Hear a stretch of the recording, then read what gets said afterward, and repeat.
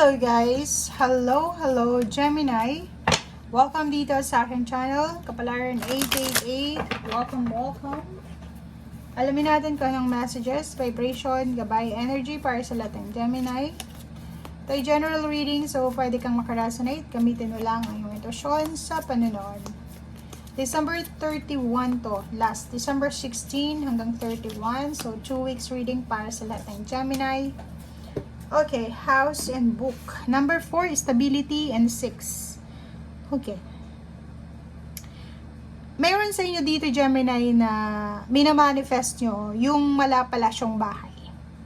Sa reading natin for 2023, maraming beses na lumabas yung kagustuhan nyo na makapagpatayo ng malapalasyong bahay. Diba? Parang yung wish mo, goals mo is magkaroon ng stable na job, stable na business, stable na bahay, lupa, sasakyan, negosyo, or paano pa man. May kasal. Okay, so dito, sinasabi ng barahan na marami pang parang marami ka pang pagkakataon. Like, ilang taon ka na ba ngayon? Huwag mong isipin na, nako, yung pangarap ko na stability, hindi ko pa rin nakukuha. Baka iniisip mo na, kasi ito siya, iniisip mo na ako, natapos na yung 2023, hindi pa rin ako nakabili kahit isa man lang na pako. Diba? Gusto ko ng malapalasyong bahay or stability. Dito sa number 26, money to, sinasabi ng barahan na, may mga pahina pa sa buhay mo, kahit ilang taon ka ngayon, like sabihin natin 60 years old ka, hindi pa uli ang lahat eh.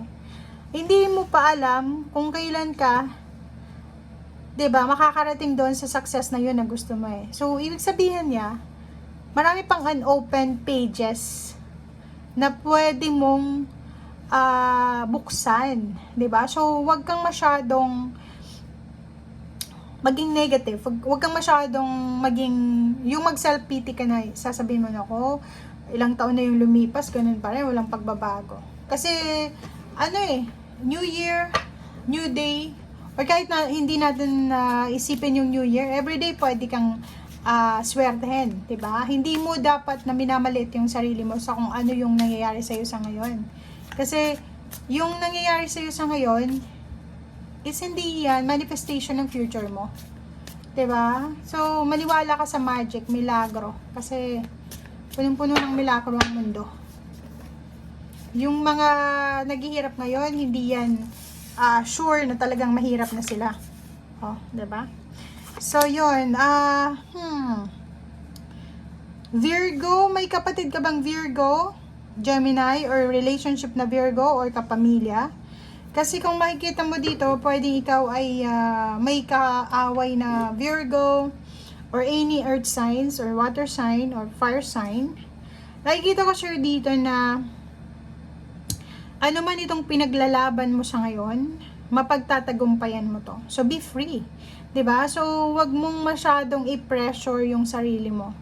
Parang nakikita natin dito, mayroong mga Gemini na feeling nyo, sobra-sobra yung kompetisyon sa paligid nyo. May Gemini na naghahanap ng trabaho na sobrang hirap na siya kasi hindi niya mahanap yung gusto niya. May Gemini na may trabaho pero wala pa ring stability siya na nararamdaman sa buhay niya. So dito sinasabi ng baraha, huwag kang mag-alala kasi nag-aalala yung iba eh. Like, yung iba, estudyante, hindi nyo alam kung after graduation, ano bang mangyayari sa inyo, diba? So, medyo nag-aalala yung iba, pero kung makikita mo tong dalawa, Queen of Wands, tsaka Six of Wands, sinasabi na, be free, diba? Be free, isipin mo na, malaya kang magagawa kung ano yung gusto mo, and huwag kang masyadong mag-self-pity, huwag kang masyadong mag-expect para hindi ka ma-disappoint. So, go with the flow lang. Meron ditong 6 of Wands, sinasabi na siguro 6 years from now or 6 months from now, ikaw ay posibleng nandito na sa, nakasakay ka na sa isang kabayo, karwahe, or sasakyan.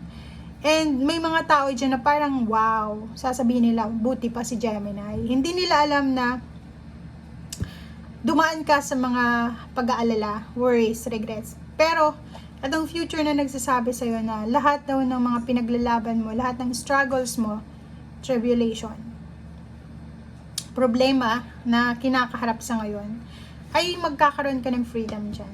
Okay? And, mapagtatagumpayan mo yan. So, laban lang.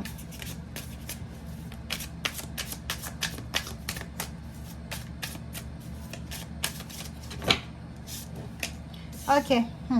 So, yun, meron dito na Gemini na medyo problematic siya.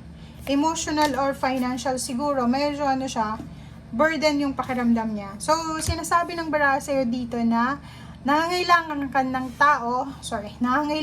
tao na makakaintindi sa'yo, nangangailangan ka ng suporta. So, nakikita mo dito na parang feeling mo mag-isa kang lumalaban. Medyo stress yung iba, pero nagkakamali ka dun eh. Kasi, etong sleepless nights mo na to, kung hindi mo yan i-share sa mga taong may concern sa'yo, wala silang malalaman eh. Kasi palagi kang nakangiti, nakatawa, palagi kang nagjo-joke. So, baka alam nila, si Gemini, walang problema to, wala tong dinadamdam. Pero, sa gabi, umiiyak ka mag-isa. So, be open. Yan, dito yung Queen of Wands, be open sa yung nararam. Be true to yourself. Be true sa mga, baguhin mo na yung mo. Hindi yung, kasi yung tendency ng ibang Gemini is, kahit malungkot sila, nakangiti sila. So, dapat iparamdam mo din sa mga taong kaharap mo, kung ano talaga yung totoong emotion mo. Diba? Wag mong itago. Paano kanila matutulungan kung itatago mo, 'di ba? So, Nine of Swords, pag malungkot ka, show it. And Hierophant, kung kailangan mo ng tulong, humingi ka ng tulong. Meron dito Three of Cups and King of Cups. So, kahit na may mga pinagdadaanan kayong mga stress sa buhay, maraming competition, maraming mga problema, pagsubok, may pagkakataon ka pa rin na Christmas or New Year na makapagsaya. Di ba may celebration pa rin dito? So, sinasabi ng baraha na etong last 2 weeks na to ng December is posibleng may pagkakataon kang makapagsaya, makapag-celebrate, kasama ang iyong loved ones, family, friends, or pwedeng yung intimate relationship mo, katrabaho. And, magiging maayos yung takbo ng iyong emotional, especially sa family. So, kung makikita mo dito, itong King of Cups na to, and then Hierophant, parang, so pwedeng father figure. So, pwedeng yung father mo, kung may father ka pa, ay, naghihintay lang siya na i-share mo sa kanya kung ano yung mga nangyayari sa'yo. Parang ganun. Or kung ikaw yung father, pwedeng Gemini ka, and then yung anak mo, parang napapansin mo na may mga pinagdadaanan siya sa buhay. So, reach out, parang ganun. So, yun ang nakikita natin, guys. Maraming salamat. Bye!